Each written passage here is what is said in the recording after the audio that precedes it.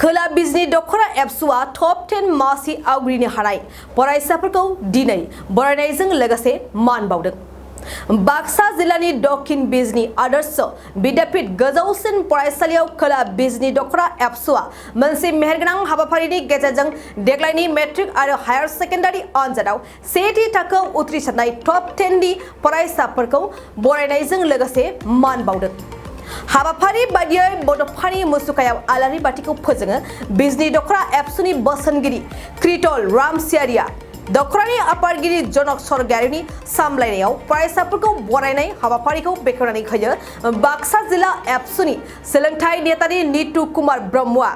मख'नो गोनांदि देग्लायनि मेट्रिक आनजादाव गासै सा 120 फरायसाफोरनि गेजेराव सा 4 डिस्टिंक्शन सा 12 स्टार्ट सा 41आ सेथि थाखोआव उथ्रिसारनो हादोंमोन। फारसेथिं हायार सेकेन्डारियाव गासै सा 102 फरायसाफोरनि गेजेराव सा 9 स्टार आरो सा 27 फरायसाफोरा सेथि थाखोआव उथ्रिसारनो हादों। दिनै फरायसाफोरनो मान बिलाइजों लोगोसे गांफा गांफा आर'नाइ गथायदों लोगोसे बिमा बिफानोबो गांफा गांफा आर'नाइ होनानै मान बावदों। बे हाबाफारियाव गाहाय आलासि महरै बाहागो लायो मिरु एबसुनि लोगो गाहाय नेतानि दिनेश ब्रह्मआ लोगोसेयैनो जिल्ला आरो दख'र आफादनि दैदेनगिरिजों लोगोसे गोबां फरायसा फोरोंगिरिफ्राबो बाहागो लादों। जोबोद गोजोननाय मोनदों। बाक्सा जिल्ला दुलाराय बर' फरायसा आफादनि सिङाव थानाय मोनसे गोख्रों दख'र आफाद खोला बिजनी दख'र दुलाराय बर' फरायसा आफाद बिथांमोना दिनै दक्षिण बिजनी हायार सेकेन्डारि फरायसालियाव 2023 मायथाइनि मेट्रिक आनजादाव बर' बिजोंजों फरायनानै सेथि थाखोआव उथ्रिसारनो हानाय फरायसाफोरखौ बिथांमोना बरायदों आरो बिनि अनगायैबो बिथांमोना 2023 मायथाइनि हायार सेकेन्डारि एग्जामाव जायफोर फरायसाफ्रा खोला बिजनी दख'र दुलाराय बर' फरायसा आफादनिफ्राय उथ्रिसारनो हादों आरो बिनि गेजेरनिफ्रायनो बिथांमोना मेट्रिक आरो हायार सेकेन्डारिनिफ्राय साबसिन टप 10 जिथि मासियाव उननो हानाय फरायसाफोरखौ बिथांमोना बरायदों। हाबाफारियाव फरायनानै गोजोननाय मोन्दों आरो दुलाराय बर' फरायसा आफादाबो जोंनि बर' बिजोङाव फरायनानै जायफोर फरायसाफ्रा मोजां उथ्रिसारो सेथि थाखोआव उथ्रिसारनो हायो बिथांमोनखौ थुलुंगा होनो थाखाय जोंनि इउनिट एबसु दख'र एबसु जिल्ला एबसु आरो मिरु दुलाराय बर' फरायसा आफादाबो बर'नि सासे गेदेमा थुनलाइगिरि लिरगिरि सानसुमै कमल कुमार ब्रह्म बिथांनि मुङाव जोङो कमल कुमार ब्रह्म देरहासार बान्था महरै जों बावनाय जादों आरो बेखौ दुलाराय बर' फरायसा आफादा 2002 मायथाइनिफ्रायनो जोङो बे हाबाफारिखौ लाबोनाय जादों आरो जोंनि थांखिया बेनो बर' हारिया जौगासार हारि महरै थांना थानांगौब्ला जों सोलोंथाइनि बिथिङाव जों जौगानांगोन आरो सोलोंथाइनि बिथिङाव जौगाब्लासो दुलाराय बर' फरायसा आफादा बुहुमाव मोनसे बड'फा उपेन्द्रनाथ ब्रह्मआ जे मोनसे मास्टार रेस गेरेमसा माहारि दानायनि सिमां नुदोंमोन बै सिमाङा मोगथां महराव जाफुंगोन होननानै जों दुलाराय बर' फरायसा आफादा जों फोथायनाय दं। बेनिखायनो 2002 मायथाइयाव जोङो सोलोंथाइ बोसोर जोङो फोसावनानै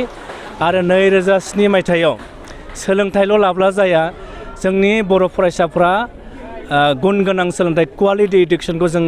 माने एचिभ खालामनांगोन। बेनि थाखायनो 2007 मायथाइयाव जों मोनसे मिशन फोसावदोंमोन मिशन क्वालिटि इडुकेसन आरो बे मिशननि गेजेरजों दुलाराय बर' फरायसा आफादा जों फोरोंगिरि जोंनि दिथागिरि जोंनि फरायसा बिथांमोनखौ लानानै जोङो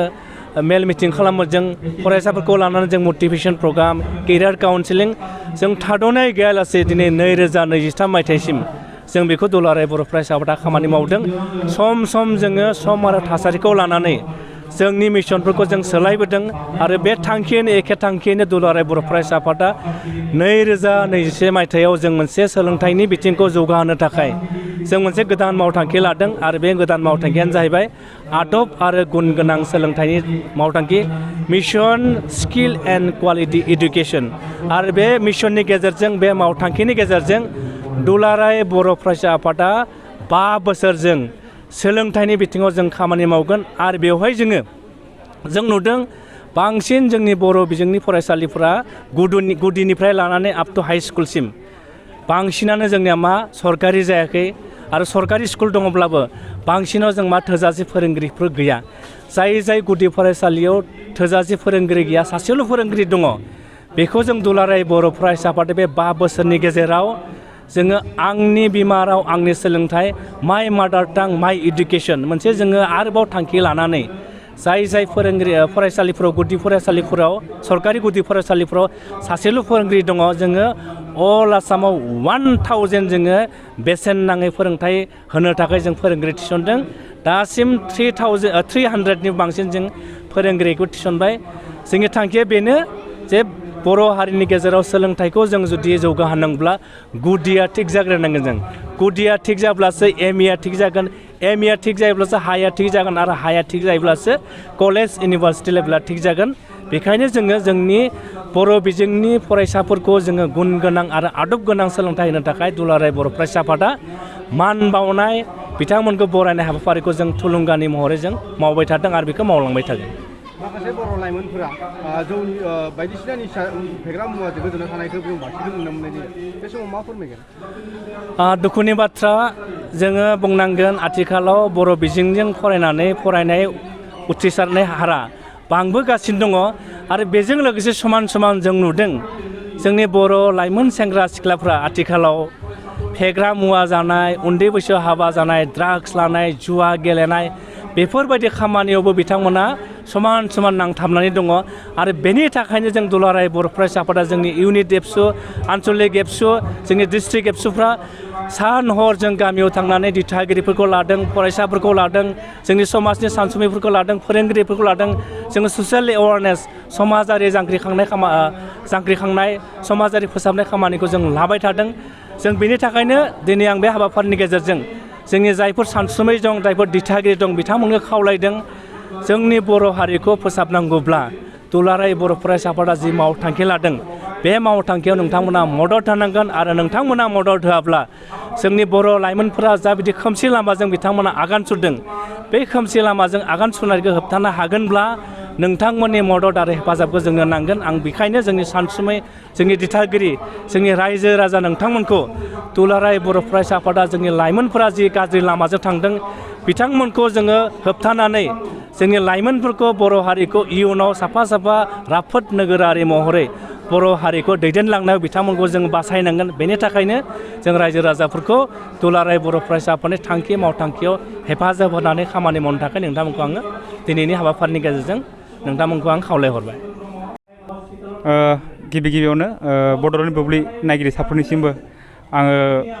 खोला बिजनि दख'रा दुलाराय बर' फरायसा आफाद बाक्सा जिल्लानि बेन्दोङाव थानाय नायगिरि बिथांमोननिसिम साबायखर बावहरबाय दिनै जों खोला बिजनि दख'रा दुलाराय बर' फरायसा आफादा दख'रानि बेन्दोङाव थानाय मेट्रिक आरो हायार सेकेन्डारि आनजादाव दख'रानि मादावनो जिथि मासि मोननो हानाय फरायसाफोरखौ जोङो बरायनाय आरो मान बावनाय हाबाफारिखौ दिनै जों बेहाय लादों दक्षिण बिजनि आदर्श बिद्यापीठ हायार सेकेन्डारि स्कुलाव बे हाबाफारियावनो जोंजों बाहागो लानो हादों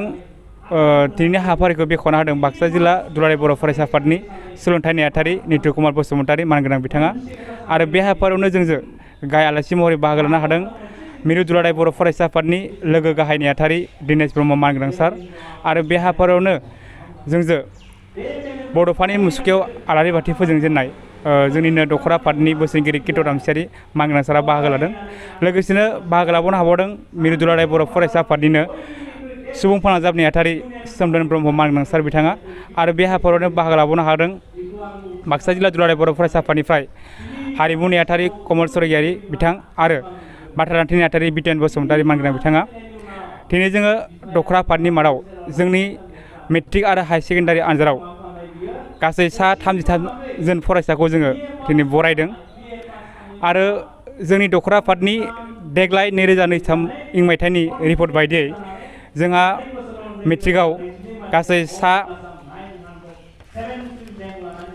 4 डिस्टिंसन सा 12 स्टार आरो सा 4 जन फार्स्ट डिभिजन मोननो हादों आरो ओइचएस साइन्स आरो आर्ट्स नायोब्ला जोङो स्टारखौ मोननो हादों सा 9 आरो फार्स्ट डिभिजनखौ मोननो हादों गासै सा 27 दिनै जोङो बिथांमोनखौ बरायनो मोननानै जोबोर गोजोननाय मोन्दों आरो फैबाय थानाय समाव जोङो जोंनि दख'रा आफादनि बेन्दोङाव थानाय फरायसाफोरखौ साबसिननिफ्राय हामसिन रिजाल्ट खालामनो थाखाय जोङो दख'रा आफाद हिसाबै नाजालांबाय थागोन आरो मिरुआ हरनाय सोलोंथाइ बिथिंनि फारसे जिखिनि बिथोन हरो जों बेखौ अराय सम मावफुंलांनो थाखाय जों थियारि जानानै दंखायो बे समाव बरनायजों लोगोसे माबाफोर मान बावनायबो हाबाफारि लादों? बरनायजों लोगोसे जोङो साफ्रोमबो फरायसा जायफोरा टप 10 आव मोननो हादों आरो बिथांमोननि बिगोमा बिथांमोनखौ जों बरायफादों बे हाबाफारियावनो गांसे मान बिलाइ गांसे आर'नाइ आरो गंसे कलमजों बिथांमोनखौ जों बरायदों। थाखो जिसेआव मुं थिसननो हांखुर जानाय फरायसाफोरनि थाखाय मोनसे गोनां फोसावथाय। रौता नर्थ इस्ट पाब्लिक फरायसालिया नोंथांमोननो मोनसे गोजोनथाव खौरां लाबोदों। CBSE जों गनायथि मोननाय रौतानि मुंदांखा नर्थ इस्ट पाब्लिक स्कुलाव दायो थाखो जिसेनि मुं थिसननाया सोलिगासिनो। साइन्स आरो आर्ट्स मोन्नैबो स्ट्रिमनि थाखाय रौतानि नर्थ इस्ट पाब्लिक स्कुलाव मुं थिसननाया सोलिगासिनो। बे फरायसालियाव थाखोनि फराफारि आयदा फोरोंथाइजों लोगोसेयैनो JEE NEET CUET engineering medical entrance आनजादनि थाखाय उफ्रा फोरोंथाइबो होनाय जायो। बे फरायसालियाव बिजाब बाख्रि, फरायसाफोरनि थाखाय हस्टेल आरो गेलेनाय, मोसानाय बायदि बायदि केरिकुलार एक्टिभिटिसनि सुबिदा दं। गोसो गुदुं फरायसाफोरा दिनैनो दानो नैबे मबाइल नम्बर 8638605769 नङाब्ला 9435184298 आव थोंजों सोलाद लानो हागोन।